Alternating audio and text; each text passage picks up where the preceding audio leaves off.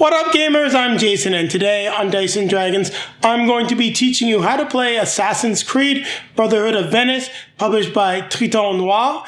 I'm using the French pronunciation. They are locals from Montreal and always happy to support a local game designer. It is designed by Fabrice Lamidey Manuel Rozoy and Thibaud de la Touanne. Hopefully I pronounced all of your names correctly.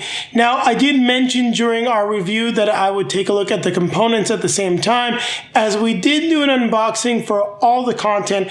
I'm just going to refer you over there in this case so you can take a look. There's a card popping up. Click that link and you can see all the great content that we got for the game. Now, if you're fresh to our coverage of Brotherhood of Venice. Now, I'm just going to give you a little bit of background about the game. You're going to be joining the Brotherhood of Assassins in this 1 to 4 player cooperative game that plays in about 30 to 60 minutes, and the recommended age is 14 and above. You're going to be sneaking around the map, trying to avoid the servants of the Borgia clan who work for the Templars or are part of the Templar Order. I can't remember exactly. It's been a while since I played Assassin's Creed 2. So you will be trying to complete specific objectives to further the interests of the Brotherhood of Assassins. And you know, you're assassins, but you're actually good guys. You're trying to stop the Templars from doing those things that would take over the world. So yeah, you want to get those things done, and those guys are going to get in your way. So do it silently, because if you are discovered, well, things are going to get a lot harder, and you'll need to escape the map in order to complete your objectives successfully. Now, with that being said, I think I've talked enough about the game. So now I'm going to teach you how to play. Now we're going to teach you how to play Assassin's Creed Brotherhood of Venice. So we'll start with explaining how to play through all the different phases of the game. So we're going to go through the game turn, all of the different assassin actions that are available in the game, and then we'll go through the assassin headquarters phase, which you'll see once I clean this up. We'll take a quick break before then. I just want to cover setup. Now, you will not find this specific scenario in the campaign book, but overall setup is very straightforward. All you need to do is set up the map based on the instructions here. Place the required components on the board. After that, you're going to see your objectives and what you need to accomplish to complete the memory. So I really just set up this one specifically as a sample. Now, because I'm limited on space, we can only see Claudio's assassin board here. I do have Daria right here. You can tell by the yellow base. You know, Claudio's green. His card is green as well. So we're going to go through the different phases of the game and teach you what you need to know. Now, you will need to have the compass oriented on the map. So as you can see here, you got north, east, south, west. I don't have it on camera, but just for your reference, remember that it is near the board and set up as follows. You will also need to have your event cards. Now, this stack of cards will grow as you are playing through the campaign. So this stack that we've got here is from the amount of missions that we've completed, which I believe are about 8. And also depending on the mission, but pretty much in all of them, you will have the tower card that you're going to be trying to synchronize with in order to discover things like the chests to get some more equipment and equip your assassins so that they are even stronger. So now we've gone over the basics. Let's go ahead and take a look at what a game turn looks like. So the first thing that we're going to start with is the event phase. You notice here we don't have too many enemies on the map. We just have this one objective, but we do want to get over to the tower as well and see about potentially finding a chest. So for the event phase, all we do is we draw the top card of the event deck. Here it says Florins, which gives us the ability that during the assassin phase, one assassin can use one action to throw florins on a nearby square. The guards on this square are busy picking up the coins and they will not perform any detection tests. So that's pretty good. You'll notice though that this icon here is red. It means that when you're going to look up enemy movement, you go about halfway down the deck and reveal the card, because most cards have a specific direction like north, south, east, or west. So we'll leave that revealed just to remind ourselves what we have as an event. Now you notice here that Claudio has 3 action cubes. Off camera, I have an extra action cube because one of the actions that we can take is to store an action. And at this point, we only have the 2 spawn points on the map. And our objectives here is going to be synchronize with the tower and get the objective. So what an assassin can do on their turn. They can complete an objective, which are these objective tokens. Now you may do that by spending 1, 2, or 3 of your actions. You can tell by the different tokens that are out there. So as you can see, we've got 1, 2, or 3.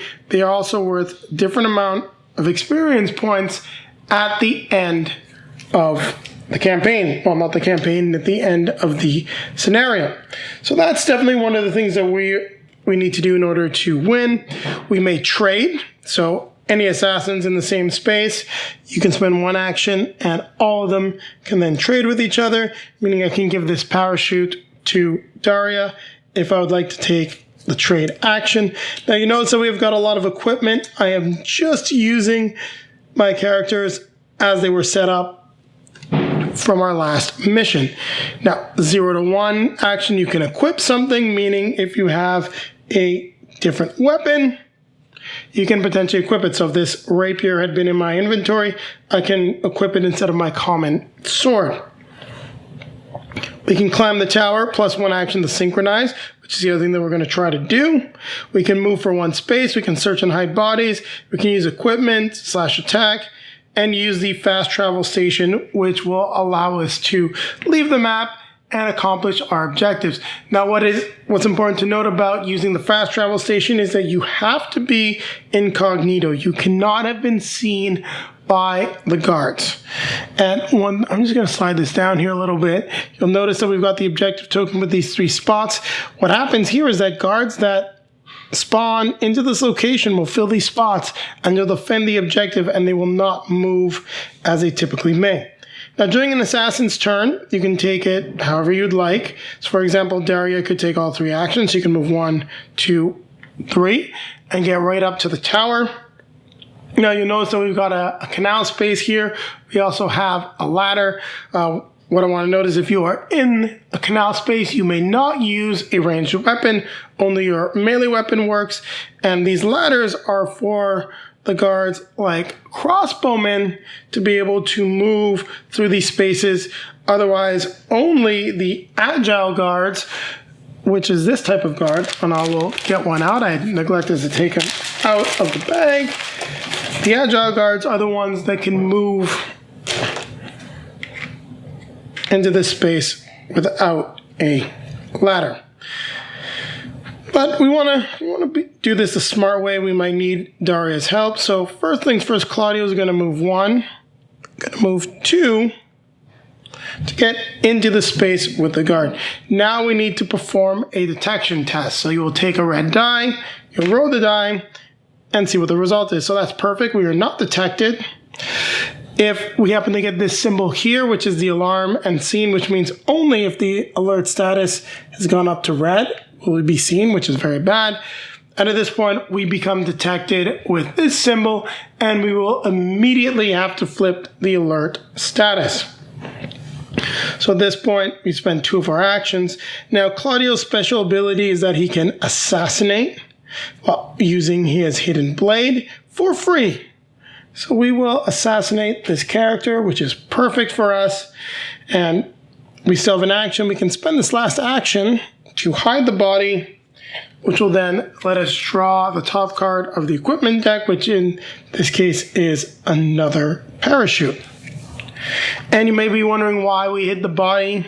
And I'll just move Claudio back on camera here instead of getting the objective.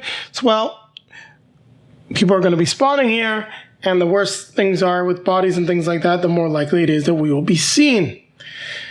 Now, we've got Daria as our other assassin, and her special ability is to give an extra action to an assassin or yourself who has stayed incognito since the beginning of this turn. Strategically, it's probably better to get this objective off the map just so we can complete that, but in terms of what I want to show you, I'm not going to do it. We're going to move 1, 2, 3, and then she'll spend her last action to go up to the top of the tower. Another thing that's an extra action that she gave herself. Now, the other thing that we could have done is just stayed here, and let's say Claudio wanted to have a little bit more options. He could have taken his last action instead of even getting the objective, just stored the action in place.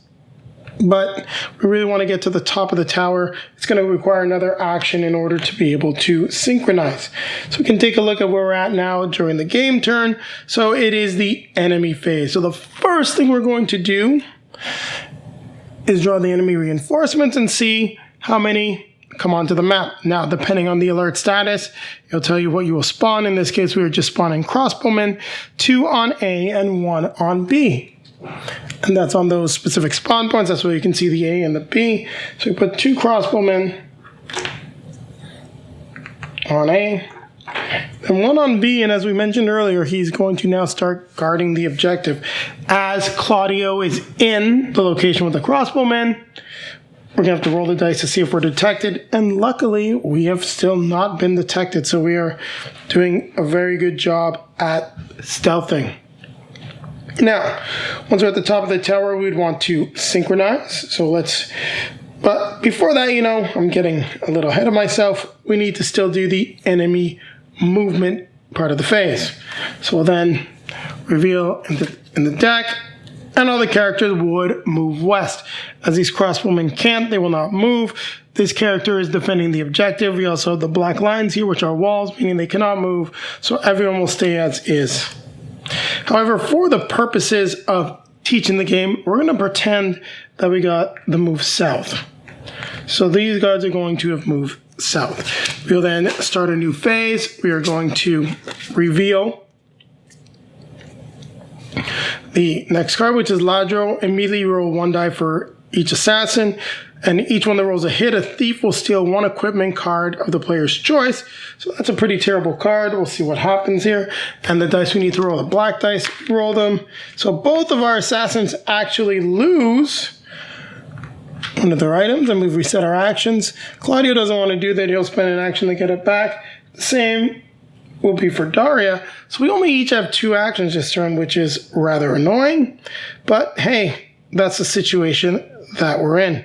So first and foremost, we want to get this objective taken care of. And things aren't great, but we can stab him for free with Claudio. So that's good because of his ability. We'll hide the body, once again, get another item. And then we're going to pick up this objective, which we'll keep near our player board. It's worth 2 XP. So we'll just put that there. We hide the body. Draw another equipment card. We've got the thief. And we are at our max value. That's what we're going to have for items. And we do want to synchronize at the top of the tower. Now, as this is a demo map, I can't really show you what this is, but you would reveal the card and then place a chest on the location. So we'll pretend the chest was revealed here, and it'll take an action to go and open the chest. Now, for free, Daria can jump off the tower and land in the hiding spot, still remaining hidden from the guards.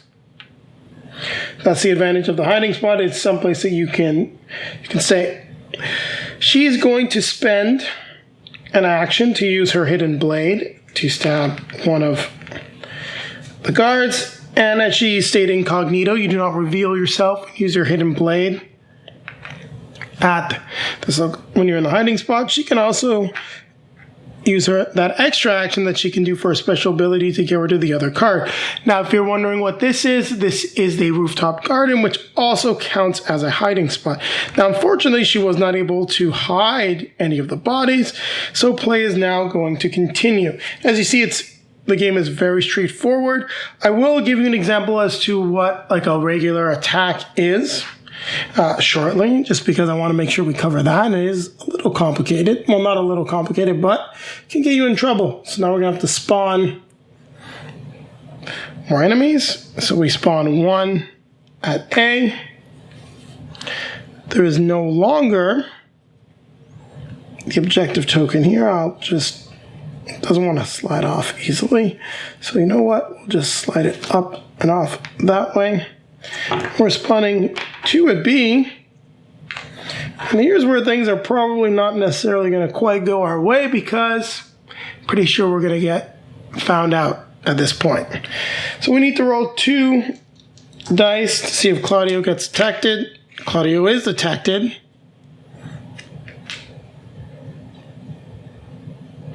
You then remove the green base, apply the red base, meaning he's now been seen. And the enemies are going to attack him. So we will take a look. These are crossbowmen. They each attack with 1 die. So we will roll 2 dice. And we defended, meaning they missed.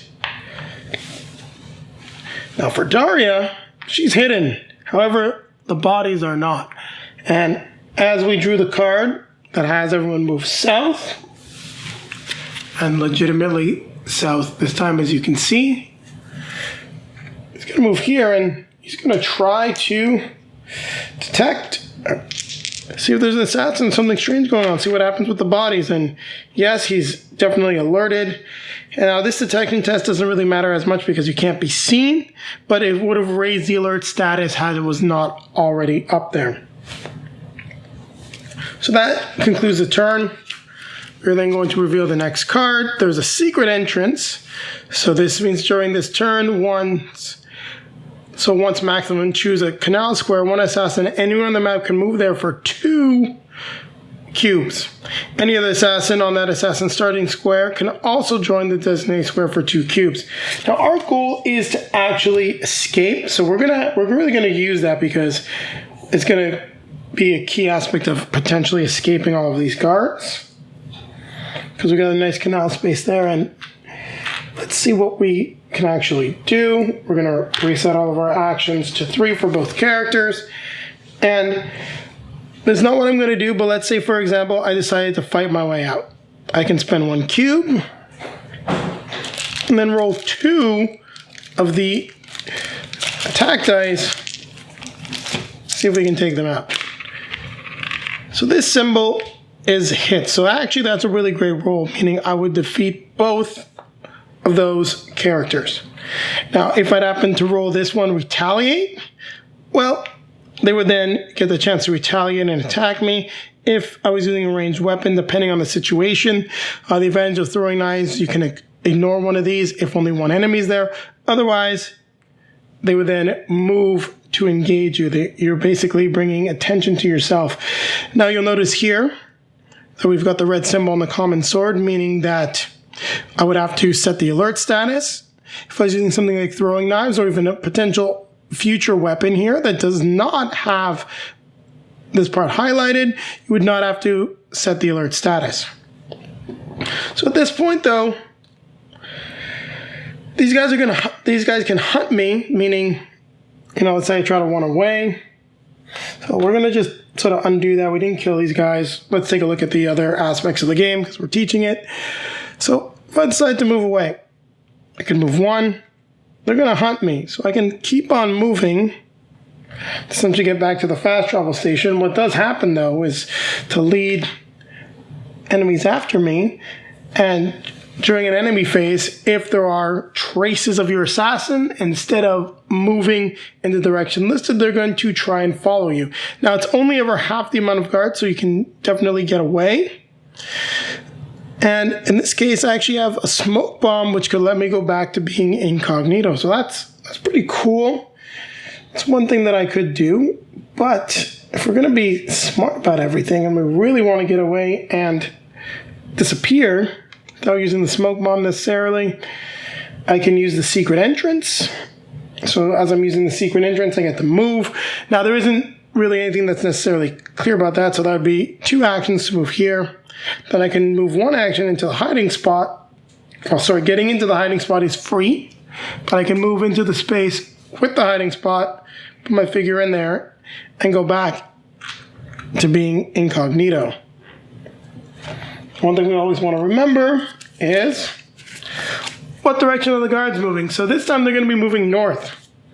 The only trace of my assassin is here because I use a secret entrance. So we're in pretty good shape. Now this guard is alerted. Daria can stab him with hidden blade. And that would be 1 action, stay incognito. Second action would be to move here. Third action would be to pick up the chest, and then you would gain the item that is in the chest. There are chest-specific items. You only have a certain amount of time to get these. Once you move to a new deck of chest cards, they are lost and cannot be gained in the game. Also, when you gain a chest card, you gain a chest token, such as the one here, which is worth 1 experience point. Now, in this case, that's something we want to do for the sake of the mission if we're playing it smart overall. We've got another body here. We know that everyone's going to be going north. Luckily, Daria herself was not detected. And as she stayed incognito, she was a 4th action. She can come hang out in the hiding spot. Now, here's where things are going to get tricky, because we now have to reveal the enemy reinforcement step. And as there's an alert, you'll notice we're getting a lot more guards coming onto the map. Well, in this case, you can see like on that side, but there'll be 2 crossbowmen on A. We get 1 agile guard coming in here on B. Sorry, when the characters are off the map there, doing my best. So these characters are here, and they're going to try to go north because luckily I used a secret passage and disappeared. Otherwise, they would definitely be following me and trying to get to the fast travel station. So we got to get out of here. Fortunately, they're not going to move towards these bodies. And one thing to note, having lots of characters on the map is bad, because if you can no longer place a guard type, you will lose your mission and your memory. But it is now, once again, going to be the assassin phase. We're going to draw next event card. So during this turn, one time only, 1 incognito assassin can use 1 action to whistle and attract 1 nearby guard to a located square, so you can avoid some of these detection tests, which is pretty cool. So what we're going to do here, though, is, as we definitely have the objectives done, and Claudio's got his 3 actions. He can move 1 and spend 1 to get off the map. Now you may be wondering why you'd want to leave one of your friends behind, because if you're already incognito and you can get out, well, you will then survive. If a character is eliminated, well, they can be healed during the headquarters phase that we're going to see later on. But in this case, as you can see, Daria can move 1, 2, 3, and because she can get that extra action, including herself 4, so she'll be able to use the fast travel station and escape. Now, if any characters have taken damage from rolling the black die when the guards engage them, you would then have to heal it in the hospital during the headquarters phase. It's not something that it heals automatically. And just one thing I neglected to highlight earlier, you'll notice that we have the 2 here symbol because we're using 2 assassins. These arrows come into play on the opposite side of this board if you have 2 separate maps, and you can also use a fast travel station to travel between maps. The guards that you're going to be using will be discussed during the setup. Now you can't quite see it here, but we've got space for different skills, level 1, level 2, level 3, and level 4 skills, and as you can see, just maximum amount of slots for our gear. And then just below this area here is where you keep your armor. So every assassin has 3 hit points, but they can gain more by having more armor, which I have in the case of Claudio. So there you have it. We've taught you really the basics of how to play the game. We've gone through all of the different actions. You got to see how combat works. And if you do have any questions, let us know down below in the comments section. But we'll be right back as we're going to go through what you can do in the Assassin's headquarters phase coming up in a flash. Now, I just realized that there are some clarifications that I wanted to add as I was cleaning up. I realized that I had not discussed what the assassin symbol means on this die. Now, you have a 1 in 6 chance of getting it, but typically it will trigger a special ability. So if you're attacking with your sword, you roll it, that's terrible, that'd be 2 retaliate, so 2 enemies would retaliate against me. No fun, but if you happen to get the assassination symbol, 1 guard on the targeted square moves back to a nearby square of your choice.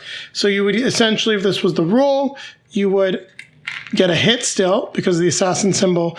You'd be able to push 1 character back, and then this guy would retaliate against you. Also, you may be wondering why I was not rolling dice for the hidden blade. Well, if you read the hidden blade, it automatically assassinates the character. So it's very thematic to the video game when you use the hidden blade. the character will go down. So just wanted to cover that, make sure that we touched on those 2 points. Plus, when it comes to the alert status, as far as we are right now, there is only one equipment card called the Town Crier, which can reset it. So if you do have it, it's something that you really probably want to use if things go badly early on, because as you can see, here you're spawning 3 guards, whereas here you're spawning double the amount of guards, meaning that the game is going to end a little bit quicker. So there you have it. Just want to add those quick clarifications, and we'll be back with the headquarters phase. Now I'm going to take a quick look at the... Okay, sorry, let's move this stuff around. Okay, lower this a little bit here. Okay, we're going to go again in 3, 2, 1. Now we're going to teach you what you can do during the headquarters phase in Assassin's Creed Brotherhood of Venice. Now, we've got a few different things that you can do. Each of these different locations has a few different things. So for example, this is the hospital. Any wounded assassin would need to be placed in the hospital. And then depending on what you'd like to do during the next turn, you may assign any of your allies, which are either the 4 courtesans or the 4 assassin apprentices that you started out with in the tutorial, to treat them. Now, if you're wondering what they do, it will tell you on the card. So for example, in the workshop, it lowers the cost of building something by 1. In the shop, you get to keep an equipment card. And in the command room for the contracts, you can roll a die. So the assassin apprentice has special abilities in the hospital. So actually, sorry, I didn't realize that the courtesan does as well. It says take as many cubes as the level of your headquarters and assign them to one of the assassins in the hospital. Then add 1 more per courtesan that is in the room. So if someone's got a lot of damage on them, you're going to need to assign more and more characters in order to heal them. Now, if they're healed, they'll still be available for you on the next mission. If they're essentially eliminated and you're bringing them back to health, well, you will not be able to use them on the next mission. You'll have to take one of the assassin apprentices. Now, what the game also suggests that you do is you decide who's going to be going on the next mission. Obviously, in this case, for us, it would be Claudio and Daria. They are therefore not available to be used in the headquarters. You may also want to bring Ezio Auditore, the head of the assassins. You don't have to, but if you have special skills, you can use Ezio. Then typically we always bring at least 1 courtesan with us to use the courtesan equipment card. Now the other thing we'll want to do is potentially be constructing some things in the headquarters. So for that, we're going to need our blueprints. So these are just all my contracts. I put my blueprints aside here. Yes, here they are.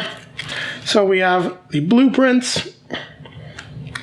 And it'll tell you what you can spend. And then here we've got just like our extra treasure chest. So these would be items that you are not using, that you've kept in storage. They could also be equipment cards that you have kept as well. I'm just grabbing the equipment cards because I actually was in the process of putting them away and I realized they were just a little further than I wanted them to be. So other things that we can do in the headquarters. Well, if we'd like to get an equipment card, we can assign however many characters we want here. We get to draw top 4 cards of the equipment deck. We ignore any investigation cards, which are bad things. We'll draw 2 more and then make that another one. So we can then keep as many as we have characters in there. Typically, you'll probably only be sending 1 of your characters there because completing contracts and leveling up your base is fairly key, as well as completing the blueprints. Because one thing you'll notice here is that these items, they have a big X on them. What that means is that if you happen to get rid of this item using it as a blueprint, well, it's gone from the game. You'll never be able to get it back or use it again. And the more characters you have here, the less white cards you'll need to use.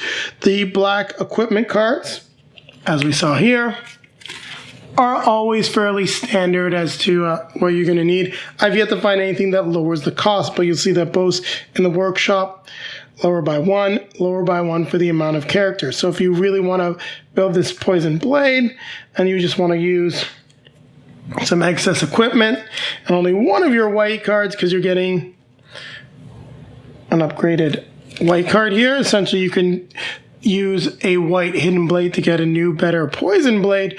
You want to have at least 3 characters in there, or maybe you decide to put 4. But you also want to try to complete contracts, so each assassin that you then assign to the headquarters can then roll a die. Just to prevent spoilers, we have it set for contract level 1. There's a little bit of story there, and then it tells you what you'd have to roll for a success, and then each character gets to roll 1 die. So at this point, yeah, we got 2 successes. We can roll another 2. Total of 4. We completely aced this contract and we'll be moving on to the next one. And that's essentially what you can do in your headquarters. You can build over here and it'll cost you whatever it's going to cost you depending on the characters you assign. Here you can complete the contracts. This is just to show you whatever equipment you've got in storage that you're not using. Here's where you would assign someone to draw cards from the equipment deck, and then however many are there, you get to keep that amount. And then this is the hospital where you would be healing up any damaged assassins. And then I like to just use the doorway to remind me who's going to be going out on the missions. So there you have it. We've now covered everything related to Assassin's Creed Brotherhood of Venice. Now keep it right here as I'll be coming back at you with a quick outro. Thank you very much for watching, everyone. If you like what you saw, don't forget to click that like button, comment, subscribe, hit the notification bell so that YouTube will let you know when our next video is released. Also, down below in the video description, there are links to all of our social media feeds, Facebook, Twitter, Instagram. If you'd like to see pictures of Julie and I playing Assassin's Creed Brotherhood of Venice, there are plenty on those feeds. Also, down below in the video description is a link to multizone.ca, a great Canadian game store. Click that link, get 10% off your next purchase, and it's a great way for you to support the channel as a portion of that purchase is returned to us. And then popping up in front of me are going to be links to some of our previously released videos. Over here is our most recent release, and over here we'll take you back to our review of Assassin's Creed Brotherhood of Venice. And with that being said, don't forget, keep playing games.